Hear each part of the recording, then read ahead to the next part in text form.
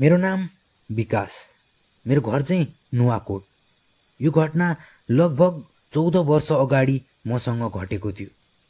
त्यो समयमा म मलेसियामा काम गर्थेँ। सालको दसैँ तिहारमा छुट्टी मिलाएर म सधैँ जस्तो घर पुगिरहेको हुन्थेँ। विदेशको जिन्दगीमा हरेक निर्णयहरू आफूले चाहेको जस्तो र रोजे जस्तो हुँदैन। न आफ्नो छुट्टी र न त ड्युटीको समय नै। एक दिन म काम सकेर आएर सुतिरहेको थिएँ कि मेरो फोनको आवाजले मेरो निन्द्रा खुल्यो। कल मेरो घरबाट आएको थियो। बुबाले मलाई जे समाचार सुनाउनु भयो त्यो सुनेर त म छाँगाबाट खसे जस्तो भएँ। उहाँले भन्नुभयो कि हजुरआमाको स्वर्गवास भयो। हजुरआमा मलाई धेरै माया गर्ने हुन्थ्यो। हुन त उहाँको म मात्र एउटा नाति थिएन। मेरो बुबाको 5 भाइ र 3 बहिनी थिए, जसकारण उहाँका धेरै नाति नातिनीहरू थिए। तर उहाँ मलाई धेरै नै माया गर्नुहुन्थ्यो। मलाई पनि उहाँको धेरै माया लाग्थ्यो। मलाई अब उहाँको अन्त्येष्टिको लागि घर जानु थियो। तर मेरो विडम्बना हेर, मेरो पासपोर्टको मिति सकिएर त्यसको रिन्युको लागि त्यसलाई नेपाली दूतावासमा पठाएको थिएँ। मेरो कम्पनीमा त कुरा मिल्यो, तर मेरो हातमा पासपोर्ट थिएन। मलाई घर जानु थियो। मलाई भित्रभित्रै जलन महसुस हुँदै थियो। तर जबसम्म पासपोर्ट हातमा हुँदैन तबसम्म म केही गर्न सक्दिनँ थिएँ। हजुरआमाको अन्त्येष्टि भएको 3 दिनपछि बल्ल मेरो पासपोर्ट आइपुग्यो। मैले भेटेको पहिलो फ्लाइटमै म नेपाल आएँ। घरमा अझै पनि दुःखको वातावरण थियो। घरमा मामुले भन्नुभयो कि हजुरआमा जब आफ्नो अन्तिम समयमा हुनुहुन्थ्यो तब उहाँ विकास आयो, विकास आइपुगेन, त्यो अझै आएन भनेर सोधिरहनुहुन्थ्यो। आमाको त्यो कुरा सुन्दा मैले मेरो आँसु थाम्न सकिनँ। म त्यो समय कुनै बच्चा जसरी रोएँ। दिन बित्यो, सबै दुखी थिए। रातमा सबैजना सुत्न आफ्नो कोठामा गए। मलाई घरिघरि हजुरआमाको याद आउँदै थियो। उहाँको अनुहार मेरो आँखा अगाडि झलझली आइरहेको थियो। उहाँको याद गर्दा गर्दै म भुसुक्कै निदाएछु। समय त मलाई थाहा भएन। अचानक कुनै आवाजले मेरो आँखा खुल्यो। कोठाको पर्दा खुल्लै थियो, जसकारण जुनको मधुरो मधुरो प्रकाश मेरो कोठामा आइरहेको थियो। त्यो जुनको प्रकाशमा मैले देखेँ कि एउटा कुप्रो परेको छाया रूपी आकृति मतर्फ अघि बढ्दै थियो। म चल्न चटपटाउन सकिरहेको थिइनँ। त्यो आकृति बिस्तारै बिस्तारै मतर्फ आयो र मेरो कुममा आफ्नो हात राख्यो। म अझै पनि त्यस आकृतिको अनुहार देख्न सकिरहेको थिइनँ। त्यो आकृतिको अनुहार कपालले छोपिएको थियो, जुन मेरो हजुरआमाको जस्तै पूर्ण रूपमा सेतो थियो। त्यस्तो अवस्थामा पनि म भित्र डरको भावना भने रत्तीभर पनि थिएन। त्यो आकृति मेरो कानको नजिक आएर निहुर्यो र केही फुसफुसायो। त्यसपछि केही पाइला पछि सरेर अँध्यारोमा नै हरायो। त्यो आकृति हराएपछि मेरो शरीरमा हलचल गर्ने शक्ति आयो। म उठेँ र पानी पिएँ र मनमा त्यो को होला भन्ने कुरा खेलाउँदा खेलाउँदै म सुतेछु। भोलिपल्ट मैले त्यो घटना कसैलाई पनि भनिनँ। दोस्रो रात म सुतिरहेको थिएँ। मलाई थोरै पनि आशंका थिएन कि हिजोको जस्तो घटना आज पनि घट्नेछ। त्यसकारण म निसङ्कोच सुतिरहेको थिएँ कि अचानक रातमा फेरि कुनै पाइलाको आवाजले मेरो निन्द्रा खुल्यो। तर आज मेरो मुख भित्तातिर फर्किएको थियो र त्यो पाइलाको आवाज मेरो पछाडिबाट आइरहेको थियो। म आज पनि चल्न चटपटाउन सकिरहेको थिइनँ। त्यो आकृति फेरि मेरो कानमा आयो र केही भन्यो र हावामै फुर भयो। तर आज मैले प्रष्टसँग सुनेको थिएँ कि त्यो आकृतिले मेरो कानमा के भनेको थियो। भोलिपल्ट सबै परिवारको साथ मैले मसँग 2 दिनदेखि घटिरहेको घटना सुनाएँ। उहाँहरूले त्यो आकृतिले तिम्रो कानमा के भन्यो भनेर सोध्नुभयो। मैले भने, तिमी धेरै दुखी नहौ, म बुझ्छु। हो, त्यो आकृतिले मेरो कानमा यही शब्द भनेको थियो। हामी सबैको कुराबाट एउटै निष्कर्ष निस्कियो कि त्यो आकृति कोही अरू नभई हजुरआमाको आत्मा थियो, जो मलाई मेरो अन्तर्मनको बोझबाट छुटकारा दिनको लागि आउनुभएको थियो। हुन पनि मलाई उहाँको अन्तिम समयमा उहाँको साथ नहुनुको धेरै अफसोस थियो। सायद हजुरआमालाई यो कुराको भान थियो, त्यसै कारण उहाँ मलाई सम्झाउन आउनुभएको थियो। तर अब मेरो मन शान्त थियो। उहाँको 13 दिनको काम पनि सकियो। त्यो रातपछि पनि मैले उहाँ मेरो वरिपरि हुनुको आभास कहिलेकाहीँ पाउने गरेको छु।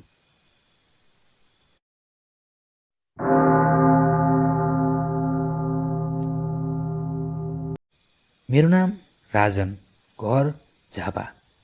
यो घटना म लगभग 20 वर्ष हुँदाको हो। यो घटना तब घटेको थियो जब मेरो हजुरआमाको देहान्त भएको थियो।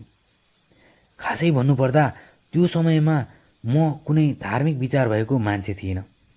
त्यसै कारण त्यो समयमा म कुनै भूतमा पनि विश्वास गर्दैन थिएँ र भगवानमा पनि, किनकि मैले कुनै त्यस्तो शक्तिको महसुस या अनुभव गरेको नै थिइनँ।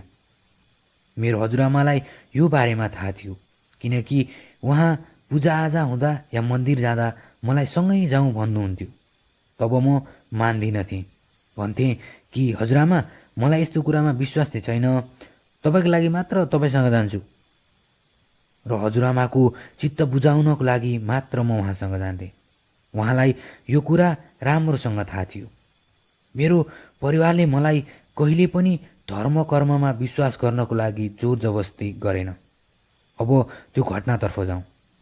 जब हजुरआमाको अन्त्येष्टि हुँदै थियो, तब मैले हजुरआमाको जल्दै गरेको चितामा एउटा प्रार्थना गरेको थिएँ। मैले भनेको थिएँ कि यदि यो संसारमा मृत्युपछि पनि केही छ भने मलाई केही सङ्केत दिनुहोस् हजुरआमा। र यति भनेर मैले हजुरआमालाई आफ्नो अन्तिम बिदाई दिएँ। त्यसपछि मेरो दिनहरू बित्दै थिए। तेस्रो रात मध्यरातमा मेरो निन्द्रा अकस्मात खुल्यो। अर्धनिन्द्राको अवस्थामा जब मेरो आँखा मेरो खाट अगाडि रहेको सोफामा पर्यो, तब मेरो आँखामा आश्चर्य र अविश्वास थियो, किनकि मेरो हजुरआमा मेरो अगाडि हुनुहुन्थ्यो र उहाँ मन्द मन्द मुस्कुराइरहनु भएको थियो। उहाँको अनुहारमा यति शान्ति र उहाँको मुस्कानमा यति माया थियो कि मलाई त्यो अवस्थामा पनि डर लागेन। केही क्षण उहाँ त्यहीँ हुनुहुन्थ्यो र अचानक त्यो सोफा खाली थियो, मानौ त्यहाँ कोही छँदै थिएन। त्यो रात त म सुतेँ, तर त्यो रातपछि मलाई आत्मामा विश्वास भयो र भगवानमा पनि। सायद मेरी हजुरआमाले मेरो अन्तिम प्रार्थना सुन्नुभएको थियो। जब मलाई त्यो रात याद आउँछ, तब मलाई मेरो हजुरआमाको त्यो मायालाग्दो अनुहार पनि याद आउँछ।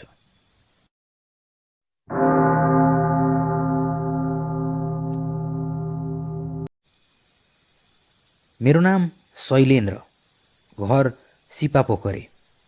यो घटना त्यो समयतिरको हो जब म 20 वर्षको थिएँ।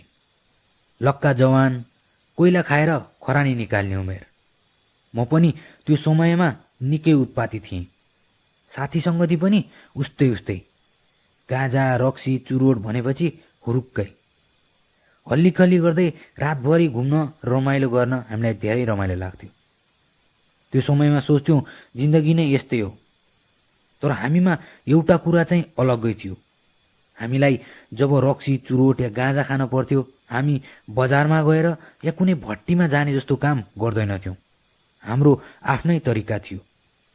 हामी 1-2 बक्सा बियर किन्थ्यौँ, चुरोट किन्थ्यौँ अनि तास किनेर लाग्थ्यौँ बजारबाट 1-1.5 घन्टा जति पर रहेको जङ्गलमा, जहाँ भोटेहरूको चिहान थियो। हामी त्यहाँ जानुको कारण नै जङ्गल बस्तीबाट टाढा, मान्छेहरू पनि नहुने, जसकारण हामीले जति नै होहल्ला र उफ्रीपाफ्री गरे पनि कसैलाई केही हानि असर गर्दैनथ्यो। त्यो दसैँको समय थियो। टिका लगाइयो र साथीभाइको जमघट रमाइलो गर्ने विचार भयो। सबैले त्यही जङ्गलको आफ्नो रमाइलो गर्ने ठाउँमा जाने विचार गर्यो। सबैले पैसा उठायौँ र 2 बक्सा जति बियर किन्यौँ, 2-3 बट्टा चुरोट किन्यौँ, साथसाथै हामीलाई चाहिने अरू सामानहरू किन्यौँ र लाग्यौँ जङ्गलतिर, जहाँ भोटेहरूको चिहान थियो। उनीहरूको चिहानमा मान्छेहरूलाई गाडिन्थ्यो र माथिबाट ढुङ्गाले मन्दिर जस्तो साना साना थुम्काहरू बनाइन्थ्यो। त्यो ठाउँमा 10-12वटा जति त्यस्ता थुम्काहरू थिए। हामीले आफ्नो रमाइलो सुरु गऱ्यौँ, गाउने उफ्रिने त्यस्तै त्यस्तै। रमाइलो गर्दा गर्दै लगभग 6 बजिसकेको थियो। हामीलाई समयको मतलब न पहिले थियो न त त्यो दिन नै। हामीसँग भएको बियरको कोटा सकिसकेको थियो, साथसाथै अरू सामानहरू पनि। अब हामीले रमाइलो गर्ने अर्को उपाय निकाल्यौँ। पहिल्यै भनिसकेको छु कि त्यो समयमा हामी निकै उपद्रिया थियौँ भनेर। हामीसँग बियरको खाली सिसीहरू थिए, जसलाई हामीले त्यो चिहानमा बनेका थुम्काहरूमाथि राख्यौँ र 10 हात जति पर एउटा रेखा बनाएर त्यहाँबाट ढुङ्गाले हानेर कसले फुटाउँछ भनेर प्रतियोगिता जस्तै राख्यौँ। हामी वरिपरिका ढुङ्गा बटुलेर ताकी ताकी हान्दै थियौँ। तब हामीले केही सिसाहरू त फुटायौँ। त्यो समयमा एउटा साथी चाहिँ ढुङ्गा हान्दै थियो, तर त्यसको ढुङ्गा त सिसी पूर्वतिर थियो भने त्यसले हानेको ढुङ्गा उत्तरतिर जाँदै थियो। मैले, ओइ तँलाई धेरै लागे जस्तो साले, त्यतातिर छ, त्यता हान्न, कता कता हानिरा भनेर उसलाई भने। उसले पनि केही लागेको होइन, हान्न त सिधै हानिरहेको छु, ढुङ्गा बत्तिएर कता कता जाँदैछ, के भा। हामीले उसको कुरालाई ध्यान दिएनौँ। हामी त्यसरी नै ढुङ्गा हानेर खेल्दा खेल्दै लगभग 7 बजिसकेको थियो। अब अँध्यारो हुँदै थियो र हामी फर्किने तयारी गर्दै थियौँ। तब अचानक एउटा ढुङ्गा कताबाट फुत्त आएर मेरो एउटा साथीको ढाडमा ड्याम्म बजारियो। साला कसले हान्यो? ऊ करायो। मैले के भो भनेर उसलाई सोधेँ। उसले कसले मलाई ढुङ्गा हाल्यो यार भनेर भन्यो। अब त्यो जङ्गलको बिचमा हामी मात्र थियौँ। कसले हाल्यो न भनेर हामीले वरिपरि हेऱ्यौँ। हामी हेर्दै थियौँ कि अचानक फेरि एउटा ढुङ्गा कतैबाट बत्तिएर आएर मेरो छातीमा भ्याट्ट लाग्यो। हामीले त्यो ढुङ्गा आएको दिशातिर हेऱ्यौँ। ढुङ्गा त्यतैतिरबाट आइरहेको थियो, जतापट्टि हामी सिसीको बोतल राखेर ढुङ्गाले हानेर फुटाउँदै थियौँ। तर अचम्मको कुरा, त्यतापट्टि कोही पनि थिएन। हामी को हो भनेर करायौँ, तर हाम्रो प्रश्नको उत्तरमा केही जवाफ आएन। फेरि एउटा ढुङ्गा बत्तिएर आयो, तर योचोटि चाहिँ हामी कसैले लागेन। हामी कसैले पनि देखिरहेका थिएनौँ कि ढुङ्गा कसले हानिरहेको थियो भनेर। मैले ध्यान दिएर ढुङ्गा आइरहेको दिशातिर हेरेँ। मैले देखेँ कि भुइँमा भएको ढुङ्गा आफै हावामा उड्दै थियो र त्यो ढुङ्गा बत्तिएर हामीतिर आयो। मैले थाहा पाइसकेको थिएँ कि यहाँ के हुँदैछ भनेर। त्यसकारण भाग केटा हो, भाग, यहाँ बस्नु ठिक छैन भने र भाग्न थालेँ। मेरा साथीहरूले त्यो दृश्य देखेका थिए या थिएनन् त थाहा छैन, तर उनीहरू पनि मेरो पछि पछि भाग्दै आए। हामी बजार छिरिसकेपछि मात्र रोक्यौँ। केटाहरूले किन भूत पछाडि लागेर भागे जसरी भागेको भनेर सोधे। मैले त्यहाँ जे देखेको थिएँ त्यो केटाहरूलाई सुनाएँ। मेरो कुरा सुनेर उनीहरूको आँखामा पनि डरको झलक देख्न सकिन्थ्यो। सायद त्यहाँ हामीले होहल्ला गरेको कसैलाई मन परेन। त्यो घटनापछि हामीले त्यो ठाउँमा गएर होहल्ला र रमाइलो गर्न नै छोडिदियौँ।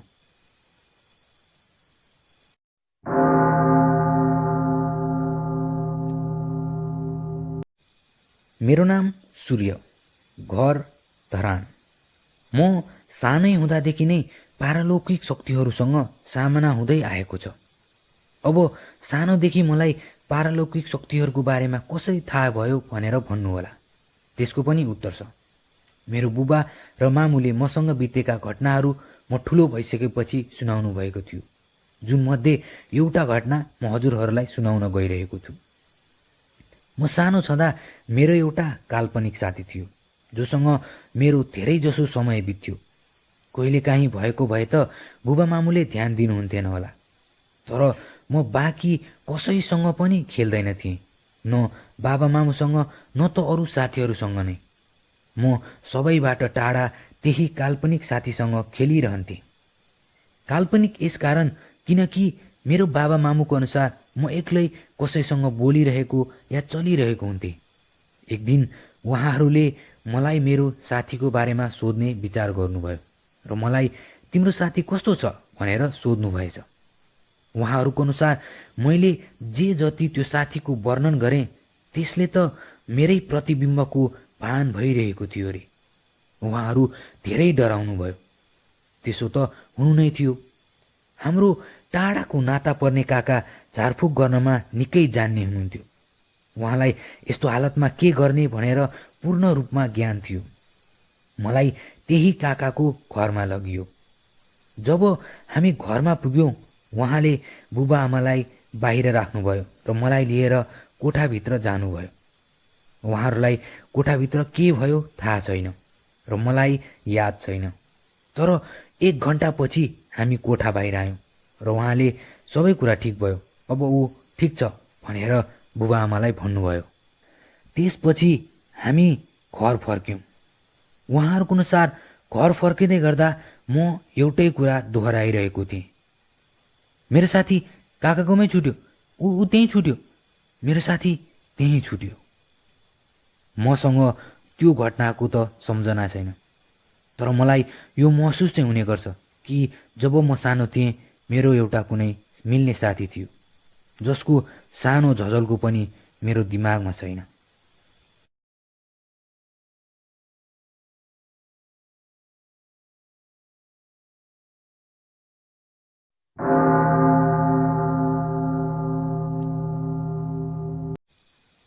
मेरो नाम महेश, घर सिन्धुपाल्चोक। यो घटना त्यो समय घटेको थियो जब हाम्रो देशमा त्यो विनाशकारी भूकम्प आएको थियो। धेरैले ज्यान गुमाएका थिए त कतिले आफ्नो घरबार। यो घटना त्यही ताकाको हो। हाम्रो गाउँमा पनि थुप्रै घरहरू भत्केका थिए र हामी सबै मिलेर भत्केकाहरूलाई पन्छ्याउने र फसेकाहरूलाई निकाल्ने काम गर्दै थियौँ। त्यसै क्रममा मेरो छिमेकीको घर पनि भत्केको थियो। त्यो घर र हाम्रो घरको त झगडा परिरहन्थ्यो। त्यो घरमा 2वटा बुढी र उनीहरूको एउटा छोरा बस्थे। म त हुर्केदेखि नै त्यो 2टा बुढी र उनीहरूको छोरालाई मात्र देखेको थिएँ। उनीहरूको बुढा कहाँ थिए या को थिए चाहिँ मलाई थाहा थिएन। त्यो भूकम्पको समयमा उनीहरूको घर पनि गर्लाङ गुर्लुङ ढलेर ध्वस्त भएको थियो र ती 3जनाको ज्यान गएको थियो। हामीले घरको भत्केका भागहरू हटाएर जसोतसो उनीहरूको शरीरलाई निकाल्यौँ र अन्त्येष्टि पनि गर्यौँ। अब लागौँ मुख्य कुरातिर। जब उनीहरूको घरको भत्केको भग्नावशेष ढुङ्गा माटो हटाउँदै थियौँ त्यो समयमा मलाई एउटा माटोले बनेको दियो जस्तो भाँडो देखाइदियो। लाग्थ्यो कि मानौ केही पूजाआजाको लागि त्यसको प्रयोग गरिन्थ्यो। हेर्दा त्यति आकर्षित नभए पनि मैले त्यसलाई आफ्नो खल्तीमा राखेँ। थाहा छैन किन। उनीहरूको अन्त्येष्टि सकेपछि घर फर्किँदा त्यो दियो मसँगै थियो। त्यो रातदेखि धेरै अनौठो र डरलाग्दो घटनाहरू घट्न थाले। पहिलो रात मेरो कोठाको बत्ती बिना कारण नै झिमझिम गर्दै थियो। मेरो कोठाको र्याकमा राखिएको किताबहरू आफै कसैले नचलाइकनै झर्थ्यो, मानौ कसैले जानी झारेको होस्। मेरो सौतेनी दाइलाई राति निन्द्रामा डरलाग्दो सपनाहरू आउन थाल्यो। ऊ रातमा उठेर घरि आफ्नो टाउको झ्यालमा ठोकिरहेको हुन्थ्यो त कहिले कोठाको भित्तामा डङ हानिरहेको हुन्थ्यो। यहाँसम्म त त्यति डर थिएन, तर केही दिनपछि घटनाहरूले झन् डरलाग्दो रूप लियो। म सुत्दा त मलाई केही हुँदैन थियो, तर जब म बिहान उठ्थेँ मेरो पाखुरा या नाडीहरूमा दागहरू हुन्थ्यो, मानौ कसैले जोडले समाएको होस्। यस्तै क्रममा एक रात झ्यालको सिसा फुटेको ठुलो आवाज आयो। त्यो आवाज निकै ठुलो थियो। हामी घरका सबै सदस्यहरू कहाँको झ्यालको सिसा फुट्यो, कहाँको सिसा फुट्यो भन्दै मान्छेहरू कोठाबाट निस्के। हामीले घरको सबै झ्याल सिसाहरू हेऱ्यौँ, तर सिसा कतै फुटेको थिएन। तर त्यो आवाज सबैले सुनेका थिए। कहिलेकाहीँ रातमा यस्तो आवाज आउँथ्यो मानौ मेरो कोठा अगाडि कसैले केही घिसारिरहेको होस्। अब त डरले सीमा नागिसकेको थियो। मलाई राम्रोसँग याद थियो कि त्यो घटना त्यही दिनदेखि सुरु भएको थियो जुन दिन मेरा ती छिमेकीहरूको अन्त्येष्टि गरिएको थियो र उनीहरूको क्षतिग्रस्त घरबाट त्यो दियो लिएर मैले आएको थिएँ। भोलिपल्ट बिहानै मैले त्यो दियोलाई लगेर उनीहरूको भत्केको घर अगाडि लगेर फ्याँकिदिएँ। संयोग हो या अरू नै केही, तर त्यो दिनदेखि मेरो घरमा कुनै पनि अप्राकृतिक घटना घटेको छैन।